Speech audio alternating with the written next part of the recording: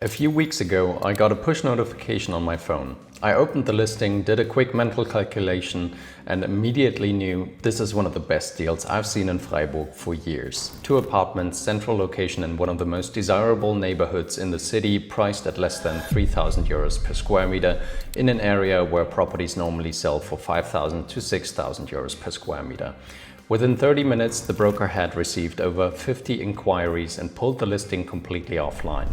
In this video, I'm going to show you exactly how I found this deal, why it was priced so far below market value, and what I did in those critical first minutes, and how I ended up getting it even though other buyers bid 20 to 30,000 more than me. My name is Hans, I own 15 apartments across southern Germany, and I help expats invest in German real estate through my platform German Realty. This video is the first in a brand new series where I'm taking you along the entire journey from finding the listing all the way to signing at the notary and renting them out. Every single step with real numbers and real decisions. If you want to see how an experienced investor actually does this in practice, subscribe now so you don't miss any of the upcoming videos. Quick note before we dive in. If you want this kind of personal support for your own property search in Germany, I offer a mentorship program where I guide you through the entire process step by step. Visit germanrealty.org to book a free 15-minute call. And now let's get into the story. Let me take you back to the moment this all started.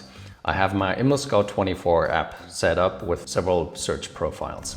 One of them covers new listings in and around Freiburg with a 10-kilometer radius up to 250,000 euros.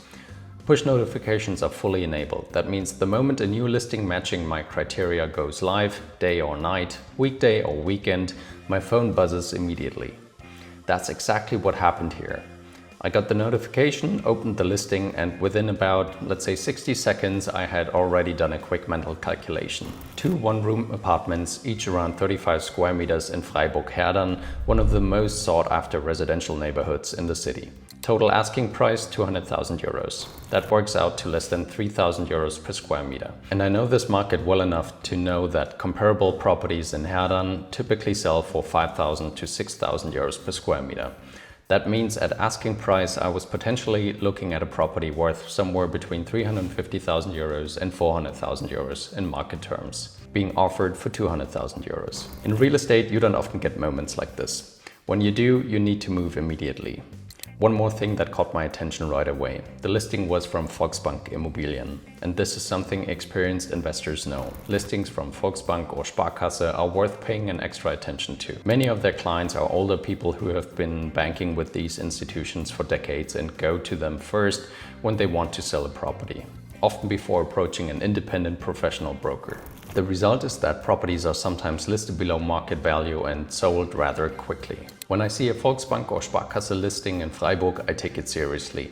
And since it was a Volksbank, a reputable institution, I wasn't expecting any major hidden issues with the property. That gave me an additional level of confidence to move fast. Here's what I did in those first minutes, and this is the part where I want you to really pay attention to, because this is exactly where most buyers lose good deals. The moment I saw the listing, I contacted the broker through 3 channels simultaneously. First, I sent a message directly through ImmoScout. Short, professional, expressing clear interest and asking for the full documents and a viewing. Second, I sent an email to the broker directly. I looked up her contact details from the Volksbank website. Same message, clear, serious, ready to move fast. Third, and this is the most important step, I called. Not just the main office. I found the broker's name on the listing, looked her up on the Volksbank website and called her directly.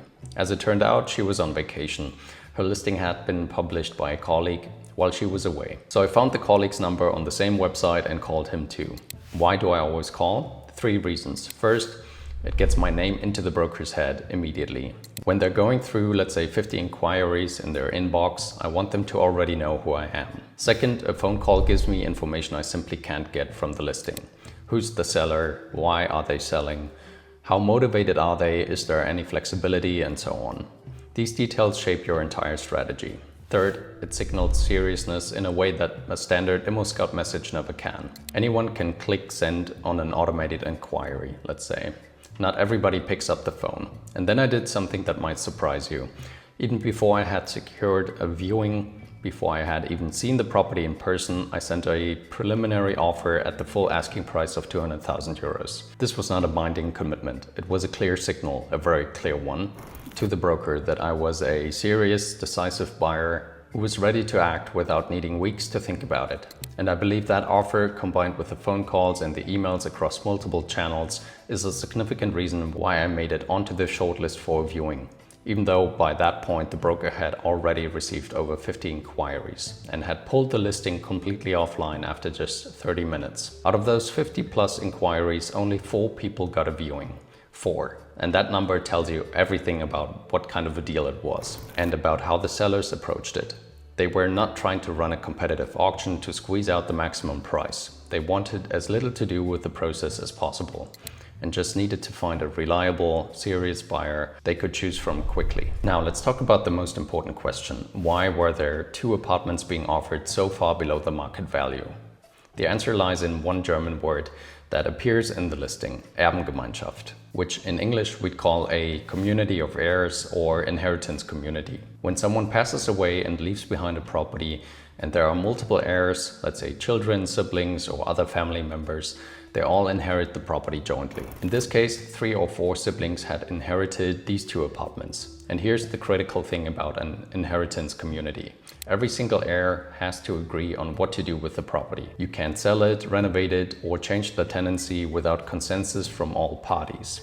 When multiple heirs have different opinions, different financial situations, and different levels of attachment to the property, this can become complicated very quickly. In this case, the heirs had no real estate experience, no interest in becoming landlords, and no desire to manage a property together.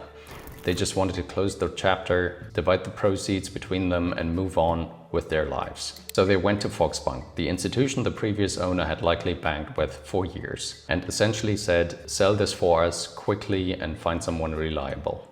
The broker knew perfectly well that the price was below market. That was not a mistake. Her job was simply to find a fast and reliable buyer for motivated sellers who prioritize speed and simplicity over maximum return.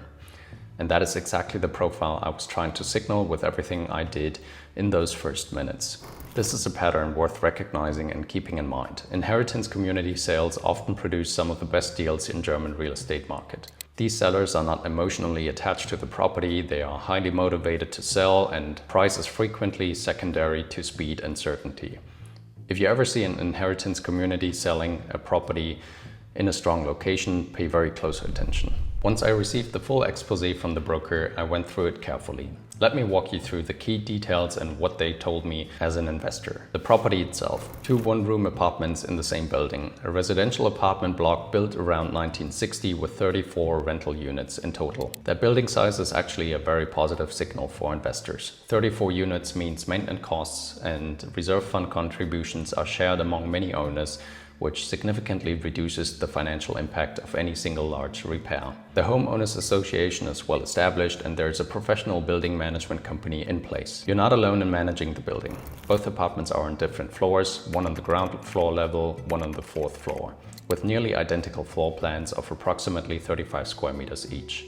Both have a living and sleeping area with direct balcony access, a separate kitchen, a hallway, and a daylight bathroom with bathtub and toilet. Each also has its own basement storage unit. For a one-room apartment, this is a practical and well-proportioned layout. The rental situation. Both apartments are already rented out, which may be positive for any investor because you have immediate income from day one without needing to find tenants yourself. However, and this is one of the most interesting aspects of this deal, the current rents are dramatically below market rate. The ground floor apartment pays 250 euros cold rent per month.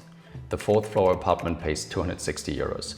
For comparison, a one-room apartment in Freiburg, let's say, currently achieves around, let's say, 600 to 800 euros per month in cold rent on the open market.